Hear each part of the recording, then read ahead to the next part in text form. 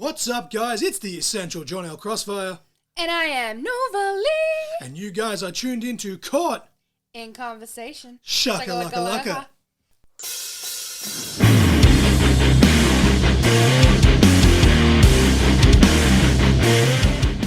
Welcome, ladies and gentlemen, to episode 138. I am the Essential John L. Crossfire, and she's back. I am the Nova Lee. Yeah, you didn't know I was going to do that, did you? I'm No, so threw me excited off. to have you back. You were threw me technically a part of last week's episode in the background, throwing in some one-liners with AOW's Patrick Hurley, but it's good to have you here, my love. And Thank you. unfortunately, Miss Nova Lee, from the crazy weather and stuff we've been having lately, Still what a are little words bit off, by the t-shirt, but- you're getting a little bit frustrated during this interview here because you're kind of tripping over your words. But I trip over my words all the time just because I'm ADHD as fuck. But unfortunately, it's a bit more frustrating when the weather and stuff's causing it. But it is what it is. It's fine. This is all one take. This is why we do what it is. It's free $99. Well, actually, it's completely free, but it's $5 on the Patreon. We'll plug that in the outro. But no, this is completely free. I say it's organised chaos. In this interview, Timothy Wilks said that it's just complete chaos, which maybe he does have a point. I don't know. My life is just chaotic. My wife is also chaotic, and that's why I love her. But we had a very fun conversation here with Timothy Wilks. We put our beef aside for about an hour or so, and we had a good little chat, Nova. I really enjoyed it. I think Nova did enjoy it, headache aside. Powering through. This is what you do. You just got to go to work even when you've got a migraine, unfortunately. Yeah. But yeah, we had a great conversation here with Timmy Nova talking about SUPLEX professional wrestling, and obviously it'll be last night if you're listening to this on the day that it drops on all platforms on Sunday, 24th of November. I just almost said October, so there you go, Nova. I'm right there with you. She accidentally said September instead of December in the conversation, and she was like, Sick of my brain. But no, I get it. I get it.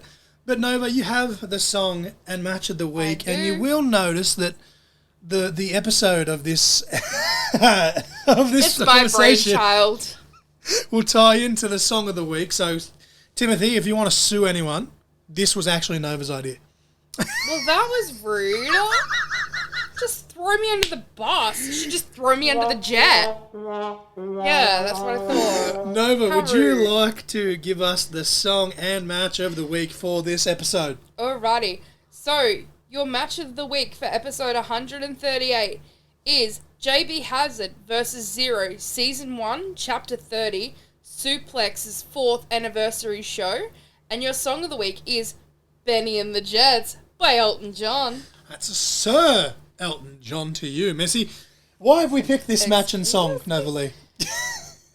Well, we've picked this song because, obviously, my brainchild, the name of the episode is Benny and the Jet. Benny and the Jet. The Jet. The Jet, please don't sue me. And then I've kind of gone and rolled with it and was like, hell, let's make that the song of the week while we're at it. And the reason this come up was towards the end of this conversation. I love Benny the Backrower. I've got a lot of love, a lot of mutual respect. But Timothy Wilks here let us in on a little secret that the reason he's mad at Benny, well, one of the many reasons he's mad at Benny is Benny actually stole the SUPLEX jet to go to a football game when Timothy needed it for a business meeting up north. So I can kind of see now why there's a little bit of... it's pretty frustrating. Yeah, but... He's abusing that power, that Benny. I love Benny, Slimy but little yeah, bugger. he's been a bit cheeky. Is Benny the Backrower. But it is what it is, I suppose. And the reason we picked this match is because it's one of the matches that comes up in this conversation as one of Timothy's all-time favourite SUPLEX matches. And as we record this, it will have happened last night. JB and SUPLEX, obviously, for all intents and purposes, they did retire from professional wrestling. But as most wrestling retirements go, they're coming back for one night only because it is a big show, very big show. They want to kick it off with a bang, just have a great night, and I cannot wait to see footage of this when it is uploaded. But yeah, this was the main event of the 4th anniversary show in 2022 for SUPLEX Pro Wrestling in June. So, I just thought it all tied in, and yeah, Benny and the Jet, do not sue us, please. Sir Elton, if you ever listen. The next time it pops up that it's... Hey, This will reach the UK. I know that for a fact. We do have listeners in the UK, but the next time it pops up that we've had someone listen to an episode, I'm just going to tell myself it was Sir Elton John. I have just completely derailed this. Let's just get into this conversation, should we? I'm gonna do what I always do, Nova. I'm gonna press the button, and on an ADHD whim, I need you to give me the best ring announcing you can for Suplex. I'm not even prepared. I almost said Suplex GM. Suplex CEO. Sorry, Timmy, that's on me. I've got a ring announcer, an ex-ring announcer again. Just put all the pressure on me. My God. What I'm gonna do is, Nova, take a breath. Jesus Christ. Ladies and gentlemen, he is the CEO of the Suplex Empire, Mr. Timothy Wilks.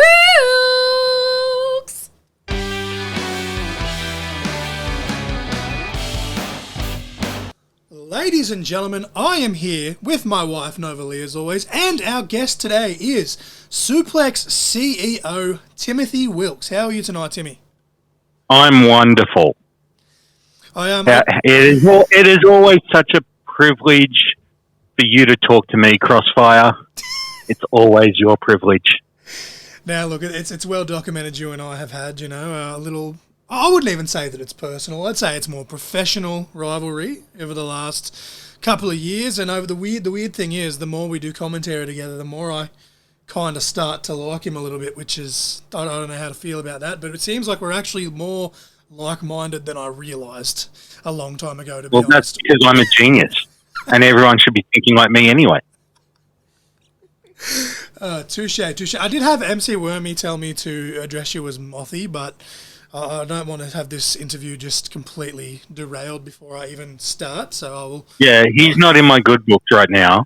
I'm sure you've seen social media this week. Oh, yes, I just saw, just this morning as we record this, the show will literally be happening the day before this drops, but I did see MC Wormy's, what's the word I'm looking for? Revised version of the poster, I guess, would be the best way to do it. Yeah, I'm currently in the process of preparing something for Saturday night for him.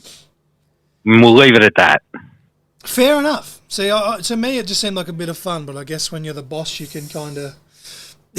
you got to rule with an iron fist when you need to. But I mean, he could have replaced the incompetent general manager, Benny, but instead he chose to pick on me. And that's the guy who pays his check, who pays his bills. I mean, seriously. That is a fair point. That's a fair point. But before we get too hot and too worked up here, Timothy, I know you've listened to the show a few times, which I do appreciate.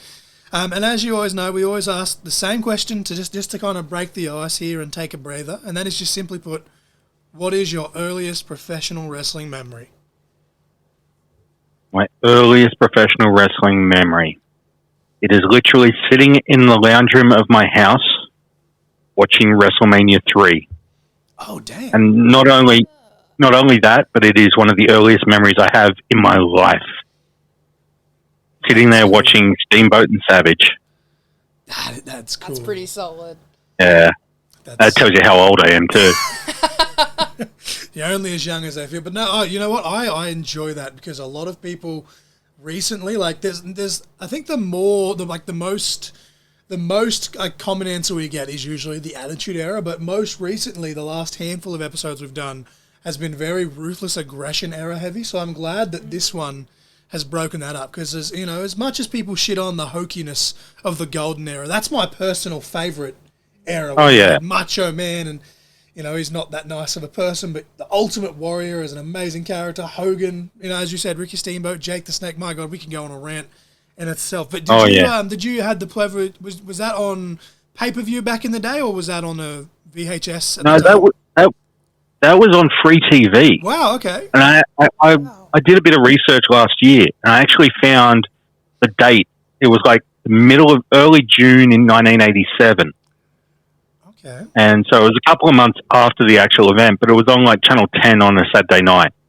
Oh, yeah, because that's not long after that was when they went to the WCW time slot. After a little bit after that. Yes. That's and it was cool. it was like a weird sort of throwback when I saw that like on the screen. as I was like trying to find it, I went back to that place in my head, and I was like, "Oh, that's trippy." That makes me so like jealous, to be honest, because like you know how it is, Timmy. Like you're like me, you're a night owl. You have those nights where you're just flicking through the channels, and it's just you got music videos, you got infomercials, you got whatever else. I would love to just be flicking through and be like, have this random fucking, I don't care if it's WWE, AEW, New Japan, whatever. Just be like, hey, have this random pay-per-view or random television event on a Saturday night. Why not? That's it. I just used to always get even some of the Australian promotions. Oh, dude, especially like, look, you know, late night TV is late night TV, but getting a time slot of some description would be. Look, imagine if I'm flicking through, right? And for the sake of the matter, I'm talking to Timothy Wilks. Imagine I'm flipping through on a Saturday night and I see a replay of Jay Gibson versus Bobby Bishop. That's all I'm saying. That's all I'm saying right now. Like, you know. Oh yeah. Dude, that's cool. Oh yeah. That's got me so excited that I like almost forgot that I had to ask another question because my mind is just like trying to wrap that. Like I remember, and I've shared this story a few times where a few years later it was probably like mid Monday Night Wars, to be honest. I remember very late at night. It was, 10 p.m., 11 p.m. And my dad was a very casual wrestling fan, but he's watching the TV, and I just knew who they were from the video games and the action figures and, et cetera, et cetera. And I just happened to get up to get a glass of water or whatever, young, however old I was there, 4 or 5 years old. Wanted a glass of water or something to eat, and I just turned my attention to the TV, and I'm like, that's Sting! That's Sting! And my dad's like, how the fuck do you know who Sting is? Like, go back to bed. I would always on a Monday night record the episode of Nitro that was on Channel 9. That got me through some Tuesday afternoons during my senior high school days.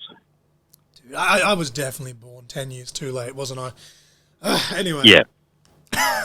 So from then on, Tim, obviously, as you said, not just earliest wrestling memories, that's one of your earliest life memories, which explains a lot why you do love this business as much as you do. But at what point did you discover that wrestling was here in Australia? Here in Australia, it was probably on and off during the 90s. Maybe the late 90s. I remember seeing like the posters around town and things like that. But I didn't actually start going to any shows locally until like 2005. Okay, yep. So, yeah. And it was like one of the super shows that AWF did back in the day. And it was actually the weekend that we lost Eddie Guerrero. Oh, wow, okay. That happened the Monday morning, but the Saturday night before that, I was in the front row at Newcastle Workers Club at a show, and I remember, like, it was being built as Lobo's final farewell. And it's like, I'll believe that when I see it. I remember Rob Matrix was on the show. Oh, that's a throwback. TNT, yeah. Obviously, there was Zuko for those playing at home, but yeah. But there's there was a few others on there, and I remember thinking this is really cool, and I was in the front row, and I was just having a great night, and then I wake up Monday morning to the news of everything with Eddie, and yeah. We just did an interview last week, and the day that we were recording the actual intro and outro was the exact. I think it was the 19. Was it? Yeah, it was the 12th or 13th, whatever it was, in our time zone anyway. But the time zone worked out that it was still his 19th anniversary in the States, and we're just like, dude, like how has it been almost 20 years? Like that boggles my mind, because I was in year 5 when that happened, and as you know, Tim, Eddie was my favorite, and I remember my friend coming to school like the day after he'd watched Raw. Obviously, we got Raw on the Wednesdays there, so he came to school on the Thursday, and he was like, man, like Eddie passed away. He's like, yeah. I'm like, what? And he's like, yeah, man, come to my house. Like, we recorded back in the day when it was still Ozstar. He recorded the episode on the box, and we watched the memorial episode, and I remember crying like a little bitch, and I was 11 years old at the time, and the fact that it's been so long just absolutely boggles my mind. But But wow, that's a pretty cool memory though to have. People can say what they want about some of those names that you mentioned because it's wrestling, but they really are some of the Australian wrestling royalty when you bring up some of those names. They are, but yeah, time can be a cruel mistress sometimes. But yeah, but in those days I had no problems, and yeah. Well, on that night, it was fans' perspective. Obviously, like if you're sitting there and there's this big, super show, and all these guys are doing their thing. You can't exactly go wrong with that. But I know that you have done a little bit of in-ring training here and there, Tim. Obviously, we'll get to you being the GM in just a moment. But what was the deciding factor overall that got you to join the business, and when did you decide you wanted to do it? Well, I was hanging out with a certain individual by the name of Mr. Johnny Vassetti. Okay. And he and I were talking, and he introduced me to Jackson Spade. And then Jackson Spade and I got to talking, and I offered to help out with the debut event of Suplex. And he's come back to me and said, "What do you know about ring announcing?" I said, "Nothing at all." And he said, "Well, do you want to try doing it for this first show?" And I said, "Yeah, okay." And it was basically my test to see whether I could do something more at that point.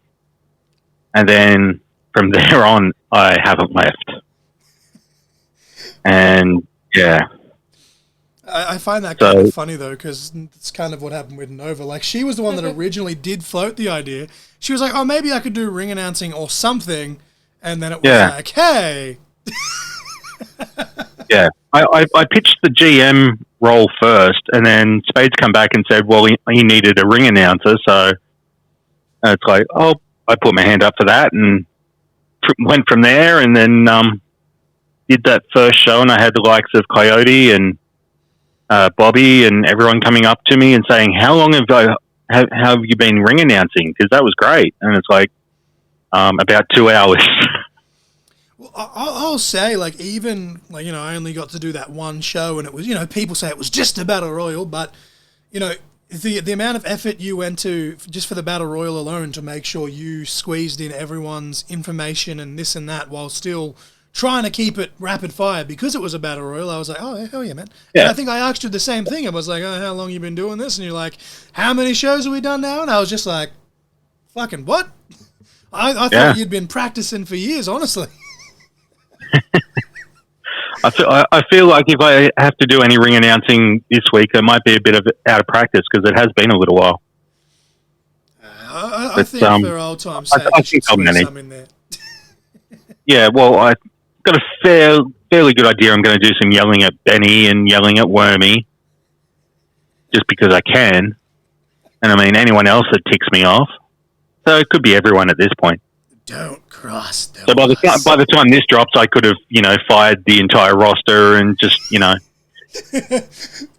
put a little link in there in the description. Help wanted, seeking talent. Well, I'm not above firing people on shows. Just ask Jake Gibson. Fired him a couple of times. I actually I had a little bit of a giggle the other day when Bobby said that after he beats Jake for the title, he's going to be looking for a job again, and I was just like, oh, that's a deep cut right there. Well, yeah. I actually brought back a good memory of that night. You say, though, you did technically help Jake. Publicly. Well, yeah, I'm on good terms with Jake now, at least in Suplex. Not so much in other locations, but yeah. I suppose if he loses the title when he was basically your pick champion, maybe that could... that could change. Why are you talking like that? I'm just saying. Bobby's what do you call himself? Undeniable. He may be undeniable, but this is my empire, and nothing happens in my empire without me saying so. Fair enough. No matter how much little Benny tries, I mean, I'm still going to have the ambulance on standby when he breaks his neck again. Oof! Savage. That's a soundbite and a half for you. Yeah. Make sure you clip that and send it to him before Saturday. Oh, God.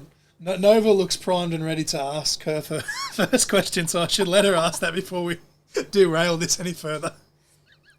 So you've kind of touched on it a little bit, but how did you become the general manager of SUPLEX?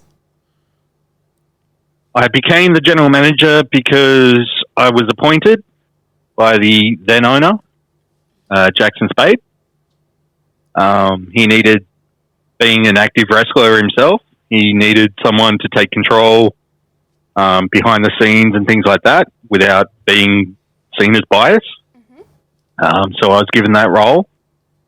And then after Benny's accident last year, it was decided between he and I that I would buy the organisation known as SUPLEX and become the owner.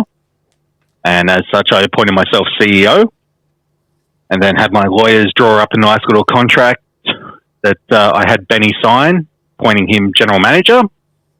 I regret every moment of that because my stupid lawyers made it so sweet, I can't fire him.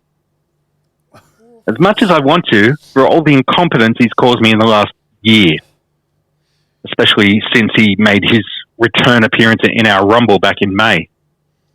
Ugh. See, I'm kind of torn with that, Timmy, because I did talk to Benny about this, and I had a lot of emotion seeing him come back and all that. But at the end of the day, you said, yourself, that the reason you got that job was because you didn't want, Spade didn't want to be considered biased. Do you think perhaps Benny was a little bit biased by putting himself in that matchup?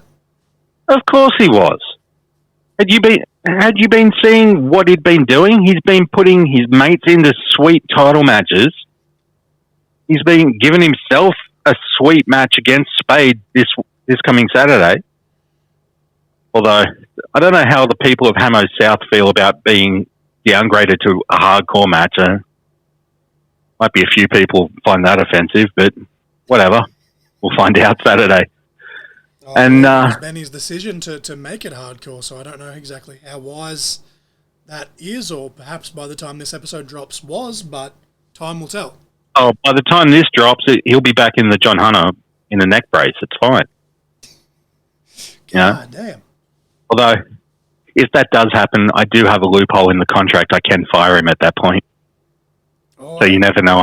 I might get involved a little something. I don't know. I haven't made up my mind yet. Okay. See how I feel.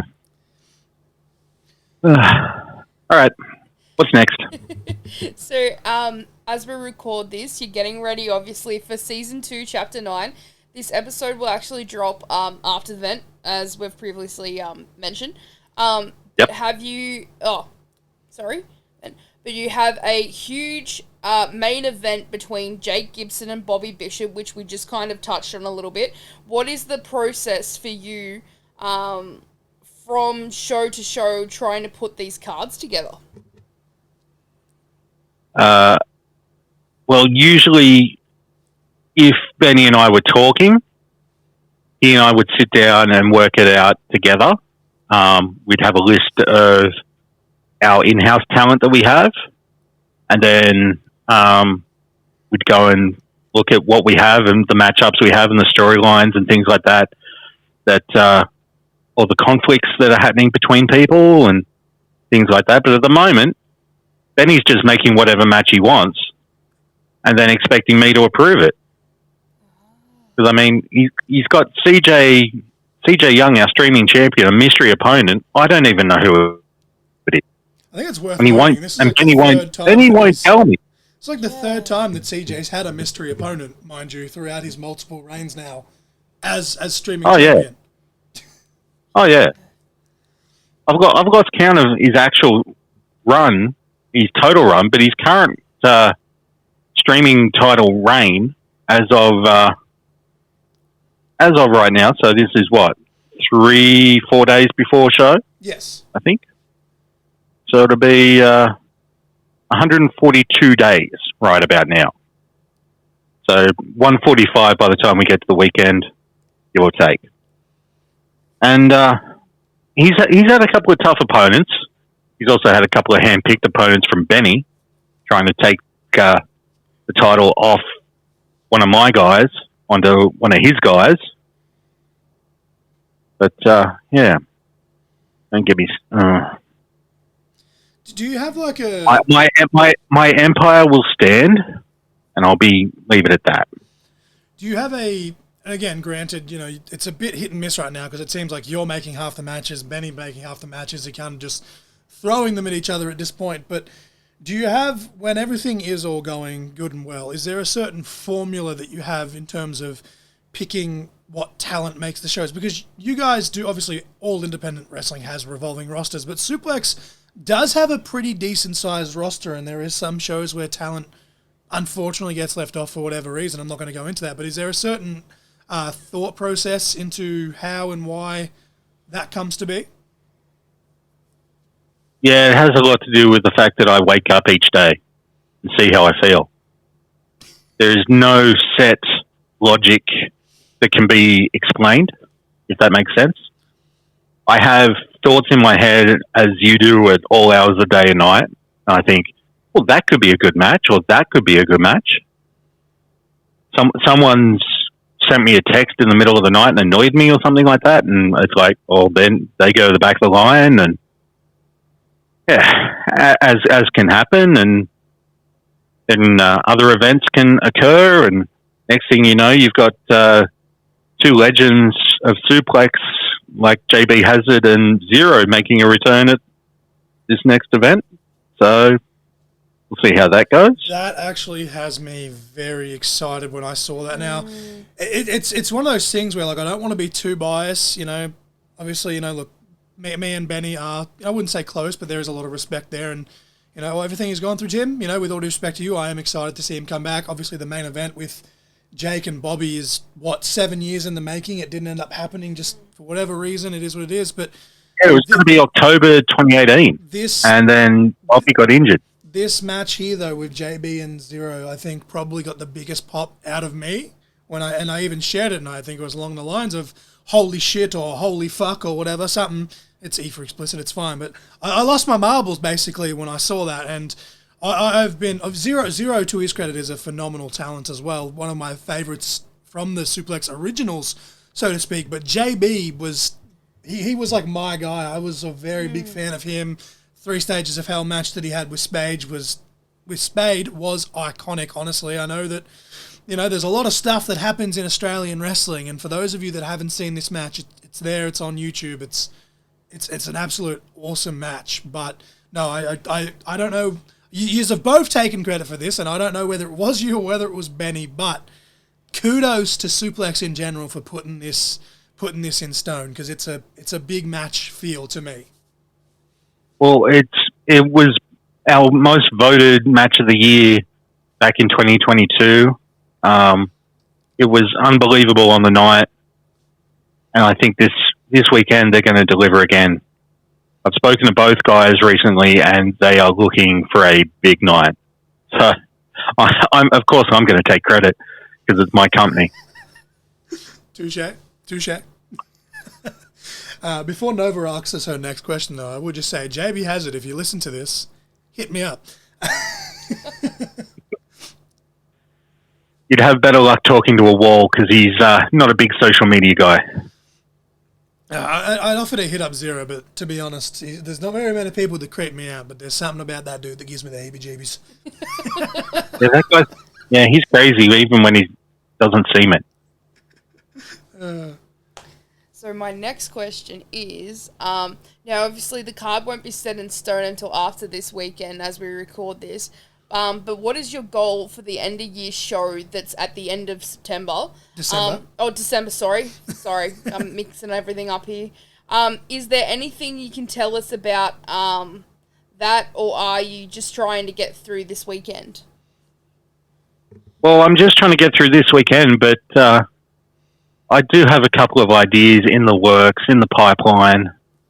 Of course, I've put in a call to my good buddy up north, wears a red suit around this time of year. Might make an appearance, or I might just kick him in the balls. We'll see. You see, like, I'm meant to be unbiased here as a professional, but I'm notoriously a Grinch around Christmas time, so if I get to see Santa get kicked in the nads, that's going to get a... Yeah. From me. Nova may have other opinions, but... I know. That sounds like good entertainment to me. I mean, the way he got beat up last year at the show that we did, but then he fought back. So yeah, maybe I just might have him beat up on Wormy. Yeah, that's an idea. Santa versus Wormy. Santa versus Wormy in a hardcore match, but only Santa can use weapons. I've got to think about that one some more, I think. Well, if that does get made, I'm going to take credit for that. Yeah. And of course, a few matches will be determined by the outcomes of matches on this weekend show. So we'll see how that unfolds. And I'm sure there'll be a lot of Christmas-themed matches and entertainment sort of vibes on that event, being that it is December 21st. December 21st. Not September. Yes. Not September, no. Do you remember the 21st night of December? It works. Oh, Jesus. You might need some gravy that night. I think that's where the September came in, looking at the date, Nova. Oh, it's just my eyes. Remember? Eyes are cross-eyed, I swear. Okay, now, as I said, now this is going to be an audio-only podcast, Tim, but it is worth noting for those listening at home, much to the chagrin of Timothy Wilks, I am wearing a Benny the Backrower t-shirt currently, but Benny was meant to be part of the Emma Butler Memorial Show. That was meant to be his first match back. Unfortunately, due to his own personal reasons, which we obviously won't get onto on air, he did have to pull out of that show. But personal feelings aside with this feud, as the CEO of Suplex, you can't deny that this is a big moment. What runs through your mind knowing that now, due to just circumstance, this is now, it's not just the Suplex return for Benny the Backrower. Now, this is the return for Benny the Backrower. Yeah. I'm just hoping someone hits him in the neck again. Maybe drops him on his head. So there's not even a part of you that's happy to see Benny back in a match? No. He was medically retired. I gave him a sweet contract. I gave him a job. I kept him with income. I kept him alive, basically, even with a neck brace on. I organised a massive charity event for him in like 3 days. And then he manages to get cleared somehow. Some shady doctor signed off on his return. And now didn't tell me. And now keeps throwing it in my face and doesn't do his job properly. And I'm left holding the bag. See, now I don't want to be a fence sitter, but I can see that. You're good at the Toton. I can 100%, because I see where Benny's coming from as someone that literally in 2 days' time, as we record this, it's been 4 years now since I had what was eventually my quote unquote last match. So I can see where Benny's coming from in wanting to get back in there and give it a go. But at the same time, as someone that is somewhat business minded, I'm sitting here and I'm looking at you as an employer. And you say all of that, and I'm like, that is a pretty sweet deal. And especially now, times are tough. We're in a cost of living crisis. So I can semi-sympathise with your rational way of thinking there, Tim. Of course you can, because you don't want the WTF to show up at your house again. Should we talk about that? I'm pretty sure that my chair is still in your office. Thanks, Nick Maltino. Yeah. I throw darts at it every day. Oh, I'm glad it's serving a purpose. I stuck a photo of Benny up there. Use it as a dartboard. Fair enough. If we can just move away from Suplex for a moment, Tim. At the end of the day, we all have a shared bond. We're all fans of professional wrestling. Yes, we are. You have been to, obviously, Suplex in itself has had a lot of banger matches that you've been there for. A lot of them you've called on commentary or, ring announcing for. But you've also been to quite a number of extravagant events overseas, and even some that have, come to our shores as well. But what are some, I'm not going to hold a gun to your head, but what are some of your favourite matches of all time, both that you have seen live in person and then that you've just seen in general? My absolute all-time favourite match Shawn Michaels, Undertaker, WrestleMania 25, the Heaven and Hell entrances, and where they just tore it up for however long it was, and the start of that 4-year run of story with the 4 matches over the 4 Manias. And I was lucky enough to be there at the final match, which was the Hell in a Cell match with Triple H with Shawn as ref. And that night, I was changed as a fan because it wasn't just going and enjoying the shows and seeing the stories. And on that night, I was educated on how to be a wrestling fan by that match alone. And that one stuck with me for sure. That's a pretty, honestly, a pretty popular one. I think it's actually, I can't remember which episode it was, but that's actually a former match of the week here on the podcast for that same reason. Because even just sitting there in front of the TV and watching it, I watched it live on pay-per-view. It was at my friend Margie's house, and dude, I was cheering for Taker. She was cheering for Triple H. We had another mate that didn't care. He was just losing his mind in the corner regardless. The 25 match, the WrestleMania 25, I was at a mate's place and there was a photo that they took. I was literally on the edge of my seat, and you could see that there was not much holding me onto the seat. I was that just enthralled by that first match. And then to be there for the 4th match in the series, and I actually said this to The Undertaker when I met him earlier this year, that I could hear the chair shots that night in Florida. And he come back with me very quickly and said, I can still feel them. And it's like, I had no doubt. Because they were some of the most brutal chair shots I have ever seen or heard. And I'm a guy that enjoys deathmatch wrestling. Yeah, I don't know if it was that match or the year prior, but Undertaker and Triple H did actually get in a little bit of trouble from old Vinnie Mac from some of the shots. I think that was the year before. Yeah, I think that was the year before in Atlanta. Unlike this weekend, which, as I said, the show will be over by the time we get there, but Timmy more than encourages those types of shots to Benny the Backrower, apparently. Oh, yeah. What about, I may just do it myself. I mean, usually I pay others, but yeah.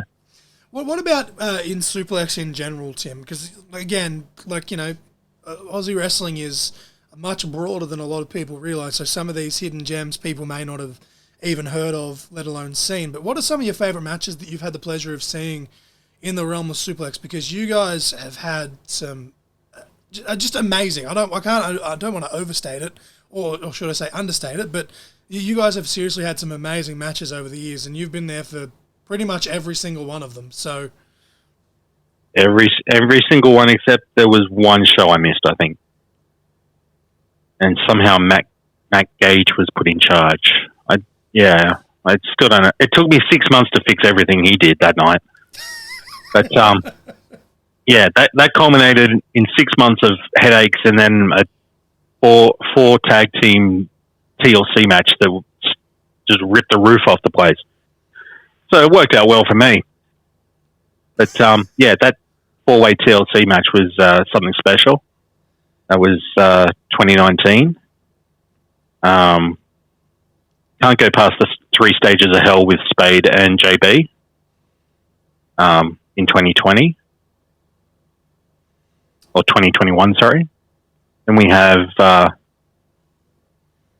Richie Taylor and Jet Ruka from Chapter 12, Season 1, which was also the same night that we had Lynx Lewis and TJP. Yeah, that was a special moment. I was sick as a dog. It was the day before my birthday. I was sick as a dog, but nothing was stopping me from being there that night and doing that show. You also had Lynxie versus Adam Brooks at some point too, didn't you? I think earlier in the year. Lynxie and Brooks a couple of months after that, actually. And we had earlier, 2019, we had an absolute influx of talent even if it was just for a night, because we had DCT from the UK come through in May that year as well, and he was great. And I hadn't been a fan of ICW Scotland at that point, so I didn't know a lot about him. But after meeting him and going through everything with him that day and just spending time with him, I became a fan of ICW UK or Scotland, and yeah.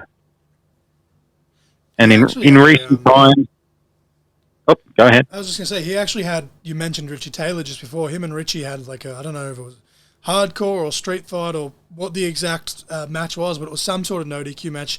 Richie and DCT, and I think it was MCW, and they just killed each other. Yeah. I managed to see that one a few days later on video, and yeah, they destroyed each other. It was great. But yeah, DCT absolutely enjoyed his time down here. That's for sure. What about just in general as a fan? Like, obviously, you said you were there for, the you're there for the fourth match with the end of an era. But are there any other matches that just watching on your couch that stand out, or is it mainly just that the HBK taker from 25? There's been shows that like live events and things with WWE I've enjoyed. Like I managed to get to the NXT event before Mania 31, and that wasn't a broadcast event like they are now. It was just it was basically a house show they threw together at the last minute.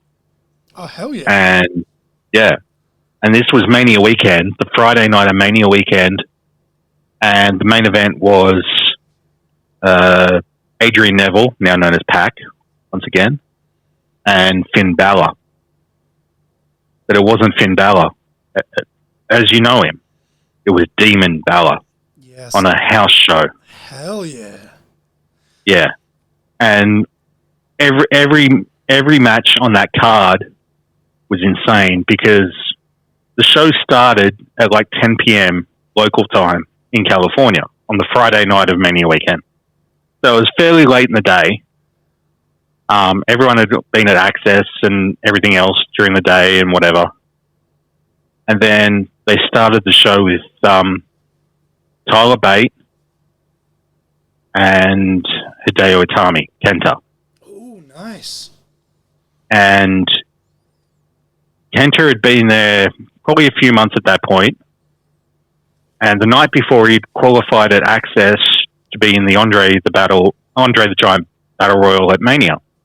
So there was a big focus on him that weekend. And then I think Stephanie was streaming it from her phone onto some social media channel or something. But Kenta hit the GTS in NXT. I remember that. Yes, and even Stephanie was like, "Oh my god, this is so fucking cool." I didn't need to watch it on streaming because I was in the third row. Hell yeah. Right. It happened right in front of me. And on one of the clips on YouTube, you can actually see my arms go up into the air. And I'm directly behind the guy with all the WWE logos on his jacket, the white jacket. Okay, yep. Because, that crowd was all around ringside. It was a who's who of everyone, all the super fans and things like that. Just a couple of seats to my right was Kenta's family. I remember that because he came over to them after as well. And it's like, I'm looking around and just looking at the Wale over to the left. Sign Guy was over there as well. JR and his late wife was sitting on the other side of the ring, and it was like Noel Foley, and it was a who's who at ringside. And I'm thinking, how did I get ringside seats for this show? That's pretty cool, though. Like, that's... Oh, yeah. Just you might want to pick up all those names that you... I'll just name drop, I'm a CEO, that's what we do. Speaking of name dropping, you've done a bit of managing and stuff as well in your own right, and look, we touched on that didn't work out well for you, did it? Well, I mean, you could argue it didn't. Depends on which way you're looking at it. But If you could recruit anyone to, whether it's the Wilks Talent Factory or whether it's just you in general, if you could recruit anyone as the SUPLEX CEO perhaps, but if you could manage any wrestler at all, who would it be? And what would the potential stipulation be, if any? If I could manage anyone from anywhere in the world? Yeah. Or perhaps set them on Benny the Backrower, I don't know. Well, yeah, he wouldn't be on the list now. But in the world is an interesting question. In Australia, I'd probably go someone like Edward Dusk. Ooh. I'd love to be a mouthpiece for him. He doesn't need a mouthpiece at all, but I think something very interesting could be done there. Another one internationally, Danhausen. But that's just me being a giant nerd. So cool. Very nice, very evil. Yeah. I honestly, though, like, I could 100% see that. He can be a little bit evil when he wants to be. He's more of a good guy nowadays. He's more of a good guy nowadays, but he can get a little bit bad if he needs to. We've seen that in the past. Oh, we'll see how he goes when I get in his ear in Sydney at World Series. He does love those bags of human monies, which the CEO does have. I'm not giving a bag of human money. But what are perhaps some of your favourite stipulations, Tim, to just watch as a fan? I'm always a fan of maybe Last Man Standing. Okay. Just because it takes away the pinfall, it takes away disqualification, things like that. But it still puts in a fight. But then again, sometimes I just get the urge and it's like, give me an Iron Man match. Because I just wanted to see these two guys wrestle for however long. That's actually pretty cool because, like, those are, obviously some Iron Man matches have been, no DQ or whatever, but those are two, on paper, two very different types of matches. So I kind of like that you're playing both sides of the coin there, honestly. And then, of course, there's another match type or genre, flavor of ice cream, whatever you want to call it. I don't mind the occasional death match. And that's just because, why not? Sometimes you've got to let the emotions out. Yeah, we're very partial to a good death match here at CIC Pod. I've told this story.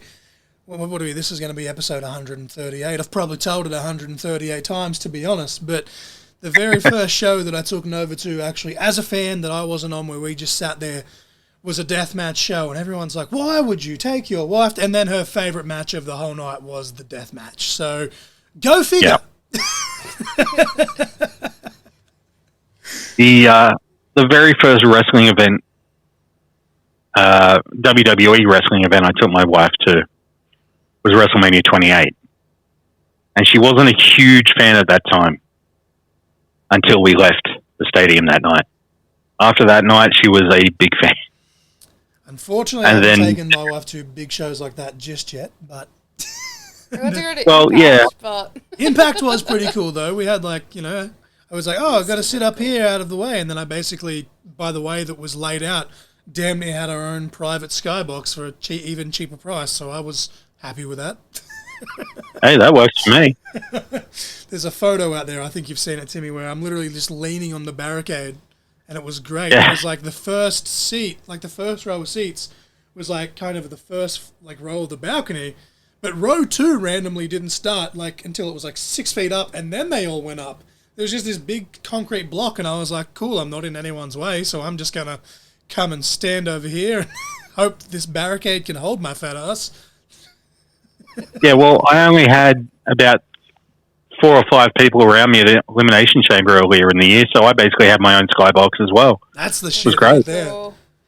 I didn't even go to that event, and yet I have a shirt from there because one of my other mates, Bo, was just like, who's your favourite wrestler? And I was like, I don't know, just buy me fucking anything because I'm just grateful. And I got this sweet Elimination Chamber Rhea Ripley exclusive t-shirt, which Nova has stolen a couple of times already, but that's okay. It's Yeah. Wives tend to do that. I actually, I got the mini event championship. Oh, nice. That was basically the only thing left by the time I got to the merchandise on the Thursday. Because, it was popular. Yeah, I think my mate said he was literally like in line just for merch, no shit, for like 2.5 hours. And I'm like, good God. Yeah. Yeah, it was crazy. I'm like, I think once I waited 2.5, 3 hours just to get into the building, I'd be like, I'm done. Like, I'm going to find my seat. And that's that, honestly. Yeah. I just, me being me, I just cut the line anyway because, I'm a CEO. Grease some palms. Although She'll be right. I did, Excuse me, pardon me. although I did run into Raymond West, Detective Raymond West, who was walking around the stadium looking for, I don't know who he was looking for, but or I think he was looking for the stadium or something. Yeah. But I ran into him. I ran into a whole bunch of like Suplex guys, and yet Raymond West couldn't find the stadium, which was right in front of him. And the scary thing is, that's not the first time that's happened either. So what you're saying is what do you expect when you mates with Benny? So what you're saying is you don't trust the lowdown detective agency? I believe that's what he calls it. Yeah, I wouldn't hire them to find my socks. Mr. Magoo would be more. Mr. Magoo would be more enthralling and effective as a detective, I would think. I mean, I'm legally blind. Timmy himself has called me One-Eyed Joe on more than one occasion. I feel like, how do you miss a big-ass building right in front of you? I know. And he's done it more than once, which is the concerning thing. Okay, so I'm going to make a note here to never hire... Yeah, don't hire a low-down detective agency. Would you like to ask your next question, Nova? You're just sitting there nice and patiently as we just ramble, as I tend to do. So this is our last kind of officially, non-officially question. So it's kind of it's our non-wrestling related question. Kind of just like a fun fact. Yeah, like a fun fact kind of question.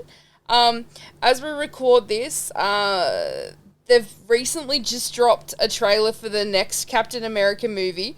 And I couldn't help but notice that you shared the same enthusiasm as us both about it. With that being said, what is both the best and worst superhero film that you've ever seen, Timmy? Oh, best superhero film. I'd have to go Deadpool 1. Pretty solid. Yeah, believe it. Or not, just because it's Deadpool. Worst would probably have to be the Eternals, which I think, thankfully, has been cut by Marvel and never to be mentioned again. See, I'm still yet to watch that, because literally every single person I've talked to about that... Yeah, save yourself the time. Yeah. See, from a DC route, I'd say fucking Green Lantern. That was horrible. That was fucking horrible. I will still die on the hill that although the movie itself was fucking trash, as much as Ryan Reynolds craps on it, he was the perfect Hal Jordan. He was, but yeah. Everything else around him just fell to pieces. Yeah, but he makes a better Deadpool, I'll say that. Oh, 110%. I don't think you could replace him with anyone else. We've already watched Deadpool and Wolverine twice. We saw it in the theaters, and then we watched it recently with Jackson Thornhill. And now that it's on Disney Plus as well, I'm probably going to give it a rewatch sooner than later. Yeah, it deserves to be watched many times, because those two are just... They don't seem like it, but they are funny as hell, and it's dangerous for the world, because if they want to do any sort of movie, no one's going to stop them from doing anything they want. I will say, not to take away too much of a rant before Nova, wraps this up and we let Timmy enjoy the rest of his Tuesday night, but for a movie that is so comedy-based, there is actually so much drama and emotion in this film. I don't want to spoil it in case there is still people that haven't watched it, But seriously, Oh, yeah. for those that haven't watched it yet, jump on Disney Plus and prepare to feel your feelings. Because there is a couple of scenes in there where you're literally like... And obviously, like, you know, with all due respect to Ryan, Hugh Jackman, when it comes to the feelsy, that, like, you know, he's a theatre kid. It's funny because he's ripped as fuck, but at the end of the day, he's just a nerdy theatre kid. So when it comes to the drama and the emotion, like...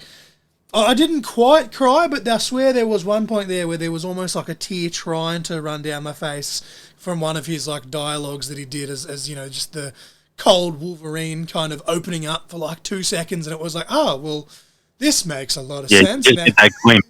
You're just like, just that glimpse. Dude.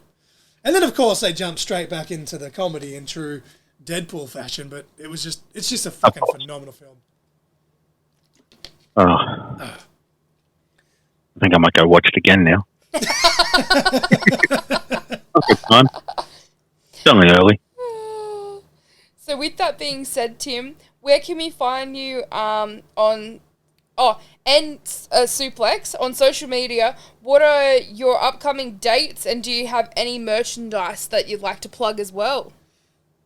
I don't have any personal merchandise, but at the show this weekend, we're by the time this drops, it'll be last night, but we'll have merchandise of everyone on the show and things like that for sale at the show, so make sure you come to the show. Obviously, we've got November 23 and December 21st, both at the Newcastle United Sports Club. Oh, I didn't realise the December one was back in Newey either. It shows how much attention I paid. Nice. Yeah, we're back in Newey. We're taking over.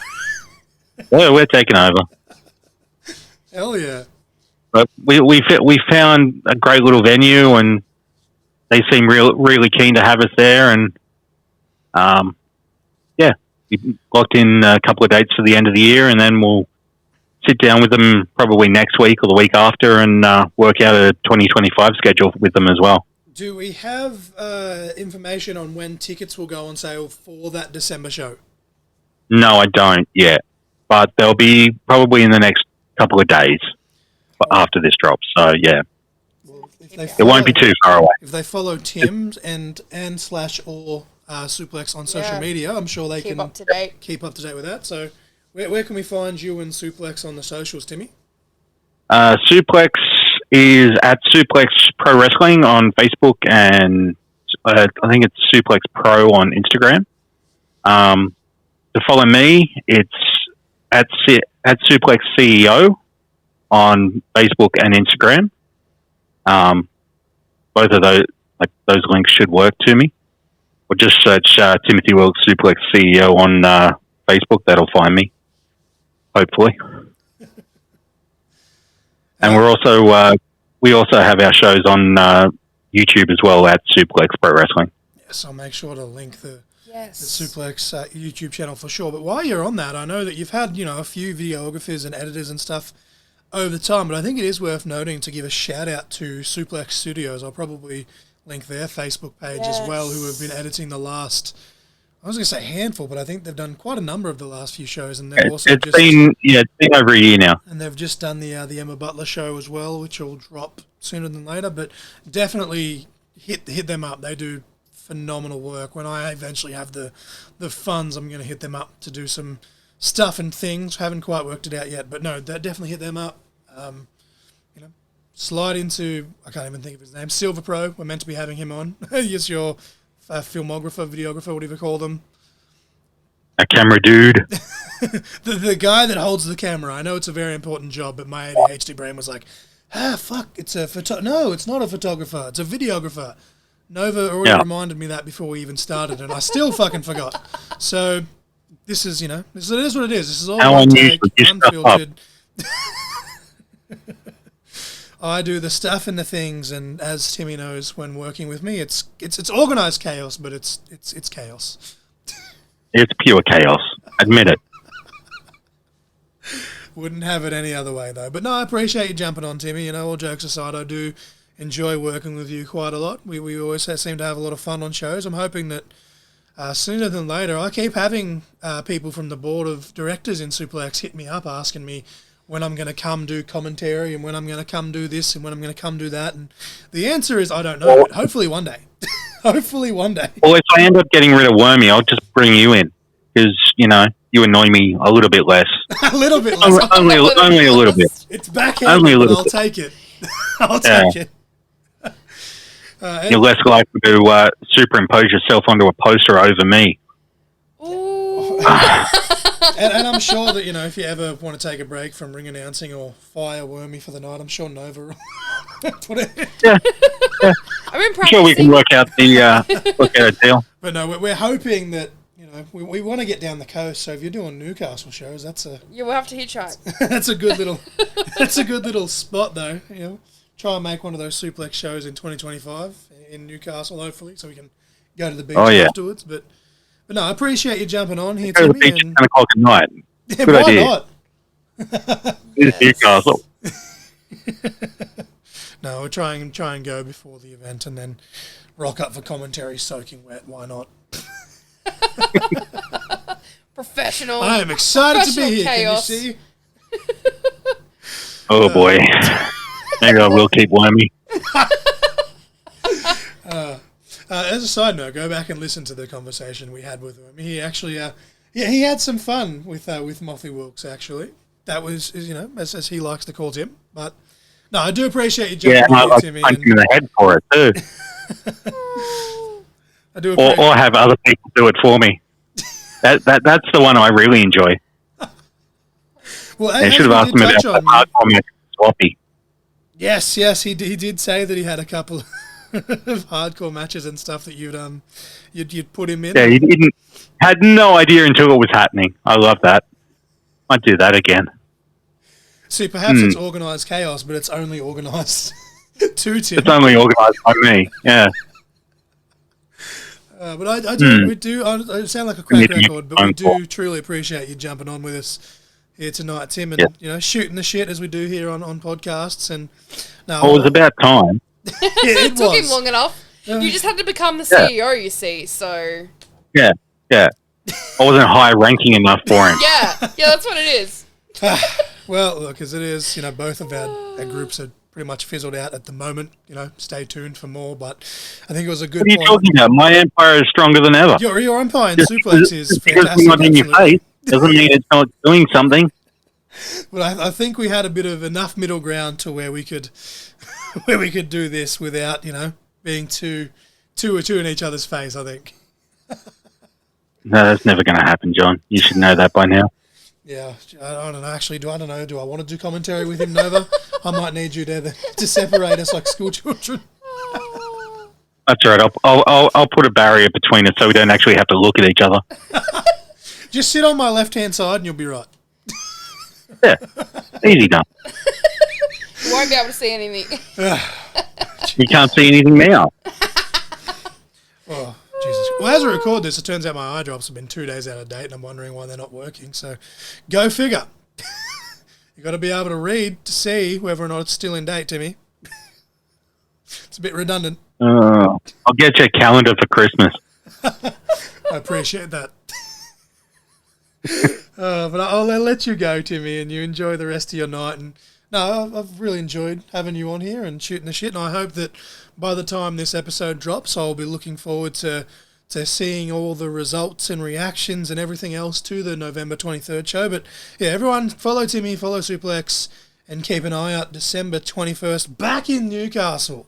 If I had a way there, I'd be there, but that's neither here nor there. Well, yeah, I'm not sending the jet for you. Oh, come on, man. I live near an airport. It's right there. Yeah, no, my jet. Bad enough Benny stole it to go and watch the footy the other week. Jeez. Oh, see, now you're swaying me even more. Now, this could just be hearsay. Maybe he didn't actually do it, but if he actually did steal the jet, I'm starting to sympathise with you just a little bit more, honestly. Yeah. I mean, it's the company jet technically, so he can use it, but it's my jet. He didn't get clearance, though. He didn't get clearance. No. I mean, I went to the airport to jump in the jet. I was going up north to visit an old friend, and it's like, where's the jet? And they're like, oh, it's already at the footy with Benny. And yeah. So I fired a couple of people, and yeah, I felt much better. I will But just ask this we'll see how Benny's feeling after Saturday night, shall we? Before we wrap this up, I will just ask, is having Linksy back a one-off, or can we expect to see him back in the SUPLEX roster? Because that's another one that did really excite me when I saw that. Unfortunately, because this is dropping on Sunday, so unfortunately Linksy's had to pull out. Oh. Due to personal reasons. So that's one return we won't be able to fulfill this time around, but I haven't given up hope. Okay, fair enough. Having it in the future, yeah. My earliest wrestling memory on actually being on shows where I was basically just the ringside bitch. I was the ring boy collecting all the ring coats and stuff. It was a tag team match with Strong 94, Linksy and Renegade. It's a tag team. I face planted trying to pick up, I don't know if it was Linksy's coat or Renegade's coat, one of their coats anyway. And I literally straight up face planted. And like, granted, yeah, I was legally blind at the time, but I was nowhere near as blind as I am now. And me trying to save face, just scurry away, Linksy points out and goes, "Look at that guy!" And I'm just like, you son of a... My first night as a ring boy, and Linksy just... And I sat back down and just looked at one of my mates, and I'm like, yeah, I totally meant to do that. Yeah. Just to turn the negative into a positive, and it becomes, part of the bit. But that's my Linksy story. I've met him a couple of times, but the very first time I met him, fucking face planted. Didn't meet him before the show because it was just, how shows go. So my first ever interaction with him was him going, "Look at this guy," as I face planted trying to pick up his and Renegade's ring gear. Yeah. Yeah, I'm sure we'll try and get him on the show. You laughed at that one, I think. I definitely do. But no, we'll definitely shout out to Linksy. We'll try and get him on the show at some point as well. But I hope to see him back in SUPLEX, because I got very excited when I saw that that promo drop on the SUPLEX Facebook page. Oh yeah, unfortunately, real life gets in the way sometimes. But hopefully we'll try and get him back at some point. Too easy. With that being said, I'll bid you adieu, Timmy. I'll let you enjoy the rest of your night. But as I just keep saying, I sound like a crack record, but thank you, Mr. CEO, for taking up your schedule and letting us have you on. My God, what a words. It has been, once again, your privilege. Thank you, Tim. See you, mate. Thanks, guys.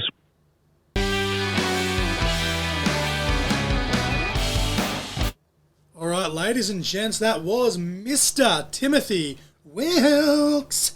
I'll leave that to the professionals, I think. But honestly, considering usually I give you notes for our guests, like the cue cards and stuff that I've made up for Extreme Capital Wrestling and elsewhere, wherever you may or may not end up next year.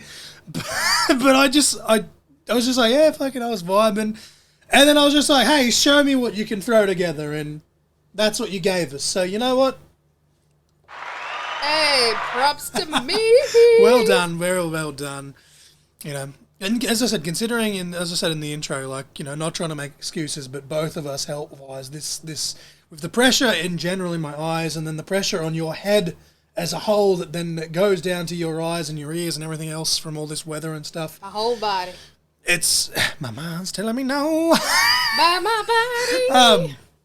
Considering all of that aside, I think, honestly, you did a really good job, and I think we powered through this conversation. I definitely want to get Timothy back on, and I know that I say that about 99.99% of our guests, but I do mean that. I'd like to, we kind of barely scratched the surface. It was more him and Benny with their little feud, but I'd like to really get into the crux of what makes his brain tick as the CEO of SUPLEX, and just what makes him tick as a professional wrestling fan at the end of the day, because that's what this show is all about. It's for the marks. It's by the marks. You can buy that on a t-shirt at prowrestlingtees.com/crossfire, as well as the ranting, reviewing, and marking out. It's on 2 different designs, but make sure you guys click the link tree, whether it's mine, whether it's Nova's. It both goes to all of the pod socials and the Patreon, which is as low as $5 Now, while we just appreciate you guys listening to this, maybe you're not even listening to this when it drops on Sunday. Maybe you could be listening to this in a year's fucking time. I don't know. But while we appreciate you guys listening to this on Spotify, Podbean, Apple Pod, YouTube, and whatever other third-party podcast apps that are out there that it randomly drops on because it's on those things that I mentioned. If you wanted to support it, as Nova said, $5 dues is the lowest tier. We've got the Rogue tier. $10 is the essential. $15 is the real main event. And, of course, the top tier, the $20 tier. Is the Supernova tier, baby. The Supernova tier. You can go through and have a look, obviously, the perks, build and build and build. But for the lowest tier, just to get 2-day early access, and depending on how many of these we get back in the can, you might even get some in advance. Who knows? But just if you want to chuck us a bone and give us a little sneaky $5 to listen to something 2 days early, I would greatly appreciate it. Obviously, again, no pressure. It's free. It's free 99. But no, really enjoy that. But also in my link tree, it has my Amazon wish list, which, as we've covered in a previous episode, I'll bring it back up. Nova's pizza cutter is no longer available. You can't So here's the thing. Yeah. So if you log into the American version of Amazon, you can get it. It's like $20 shipping. You can get it. But for whatever reason, even though it does still ship to Australia, it's not on the actual Australian version. And I don't know if because Nova, as Nova said, it may be considered a weapon or something. But they do ship here. The people that sell it do ship here, but it has to be on the American side, which it is what it is. But if you want to check out the Amazon wish list, it's Christmas time. It's there. The GoFundMe is also there. And as I said, the Pro Wrestling Tees is there. It's all there. Everything's there. Just check it out. I just want to say, I don't think you should get anything for Christmas, to be honest. The way you just talked about Santa in this episode. You naughty boy. You're getting cold. you know what? It's been well documented how much I dislike Christmas. And over the last few years, I even said to you, Nova, as we record this intro and outro, it is Tuesday the 19th. And I've even said to you that this Saturday, the 23rd, the day of the Suplex show, if you would like to put up the Christmas tree a week early, I'm going to allow that to happen. Yes! We might even start our... aggressive. We might even, because we currently have the compound to ourselves, we might even start our Christmas list early. Or even just watch a Christmas list that didn't quite make the cut on the official list. Christmas movie! Make some hot chocolate, even though it's boiling as fuck. As we record this, it is almost 10 p.m. and I'm sweating. No, you know what we make, because it's so Australian, a nice cold Milo. Oh, hell yeah. Shout out to the Milo. There we go. Shout out to Coyote, actually, in his stream. I'm derailing this. I'm trying to be professional, but shout out to Coyote in his streams. And the Ovaltine. I didn't realize how expensive that shit had gotten over the years. I swear it used to be like $3 for a tin when we were kids. And I get inflation's a thing, but it's like $7 or $8 now for your standard jar. What the fuck? I had an episode many years ago that was called The Price of Diesel. What are words? Buy that t-shirt on prowrestlingtees.com/crossfire. I had an episode called The Price of Diesel. I think at this point I'm going to have an episode called The Price of Ovaltine, because that shit's fucked. Every time we go and just have a look just to see if it's on special, and it breaks my heart. And that's my TED Talk for the day, but yeah, click all the links. All the links are there. Make sure you follow Tim at all his socials. Make sure you follow Suplex at all their socials, because as we said, this is dropping the day after Chapter 9 of Season 2. They've got a date for Season 2, Chapter 10. Tickets aren't quite on sale yet, but if you follow those socials of Tim and Suplex respectively, you'll be the first to know about when they do go on sale. And of course, the Suplex YouTube channel will definitely be there. That's where you can find the song and match of the week, Nova, if you'd like to quickly hit us with those. And then I'll go into the official plugs and try and wrap this up without ranting for 10 minutes, as I tend to do in intros and outros. Alrighty, so your song of the week for episode 138 was Benny and the Jets by Elton John. And your match of the week for episode 138 was JB Hazard versus Zero, Season 1, Chapter 30, Suplex 4th Anniversary Show. And that entire show, as I said, is on the Suplex channel. As many, I think pretty much every single Suplex show is on there. Maybe one or two missing. I'm sure someone will yell at me. I'm sure if I'm incorrect, Timothy Wilks will send one of his lawyers after after me. You'll get fired before you even get hired, honey. But no, that entire show is on there. It's the main event of that show.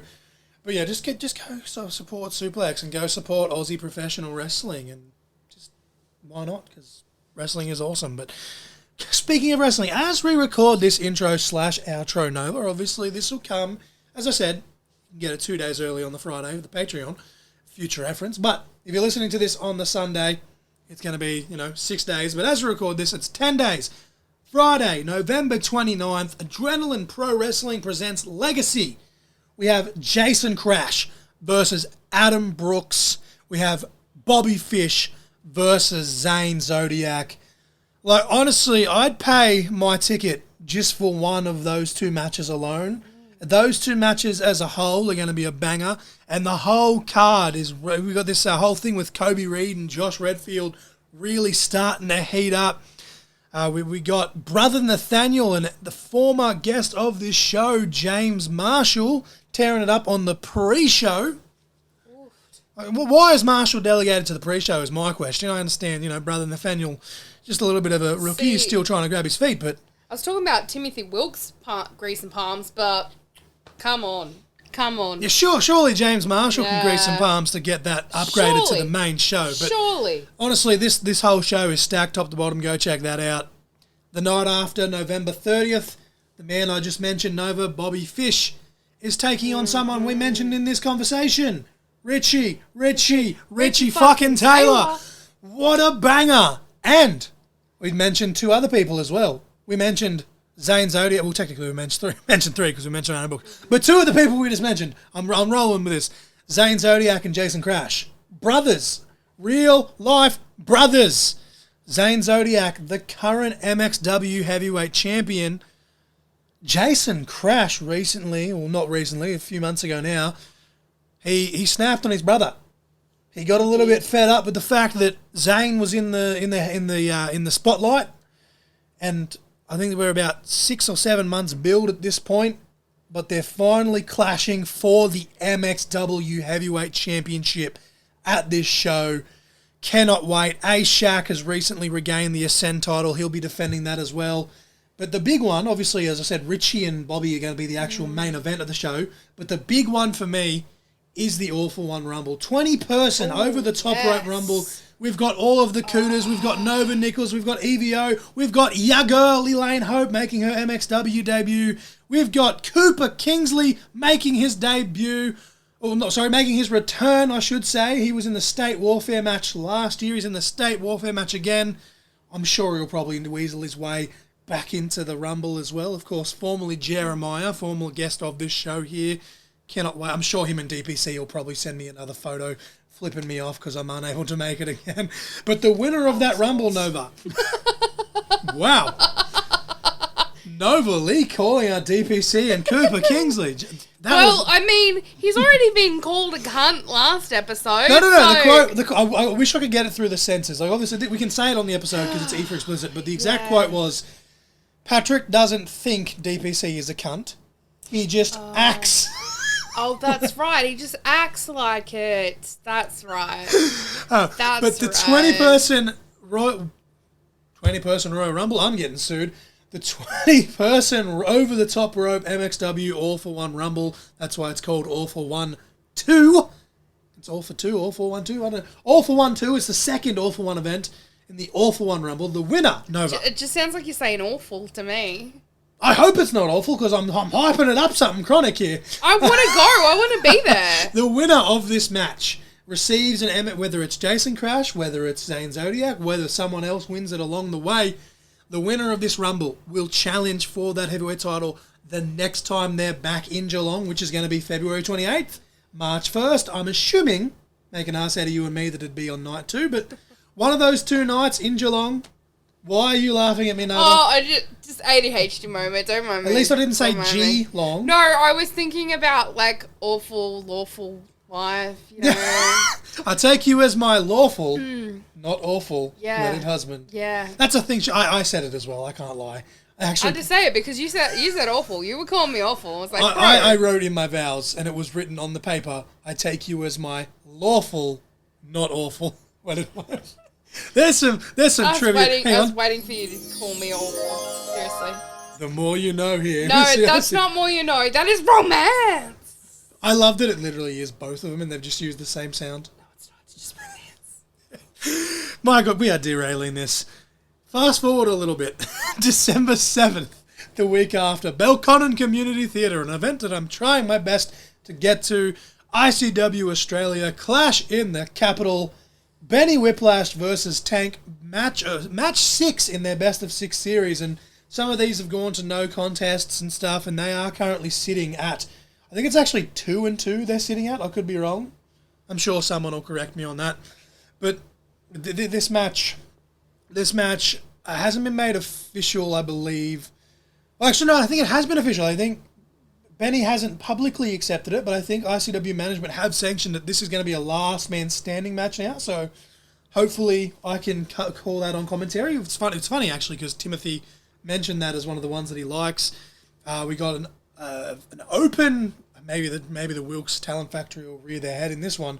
We have basically an open challenge. It's a 4-team, open to any team on the roster, 4-team elimination match to crown guaranteed new ICW Tag Team Champions after Dozer has retired. As a default, him and Jake Gibson, Metal Militia, had to vacate the championship.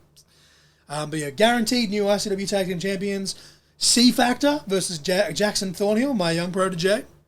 And of course, both of those, former guest of the show. C Factor actually had 2 matches at the Emma Butler Memorial Show very recently. Was successful in one against Arima, unsuccessful in the other against my other protege, Zach Stryker. What have we got? We've got an open challenge with Apex Anderson defending the ICW Australian Championship. I wish I was cleared so that I could kick him in his face, but... Can I just say, do I smell tension? Apparently he's cool with Nova Lee, but he doesn't like me. I wonder why. Because I'm the coolest of the coolest. But yeah, that's going to be a great show. I'm sure more matches will be announced. And then Suplex, as we said, tickets, no tickets yet. They're just trying to get through this weekend as we record this. It'll be last night if you're listening to it on the day that it drops. But Suplex Chapter 10 of Season 2, December 21st in Newcastle. So as I said, we sound like crack records, and I'm ranting, and I did what I didn't want to do, and that was just rant for almost like fucking 5-10 minutes in the outro. But it is what it is. Go follow them so you can see all the details. And then rounding out the year here in CIC Pod, going back to MXW, December 28th. No regrets, no ragrets. That's what they should have called it. No ragrets. No regrets, December 28th. The tickets link will be in the description for that as well. I think I've pretty well covered it. Nova, do you have anything else you want to add before I rant? Because this has literally been we did so good in that intro, and it's my fault as usual. This outro has just gone all over the place. But just support all the wrestling. I'm trying to justify it. I'm trying to pitch why you should go to APW and MXW and ICW and Suplex and just go to all the wrestling, because wrestling's really fucking amazing. Pretty much. And if you don't think so, then why are you listening to this show? Because of me. Because again, I'm the coolest of the coolest. We do have family and friends that listen to this show. One, to support me, but ever since Nova joined, we have we have had more numbers, so... Maybe. Because I'm the coolest of the coolest. We're fucking okay, Carlito. Spit in the face of people who that don't want to be cool. Hack to her. That's not PG. He was hacked to her before she was. Jesus Christ. Talk about derailed, mate.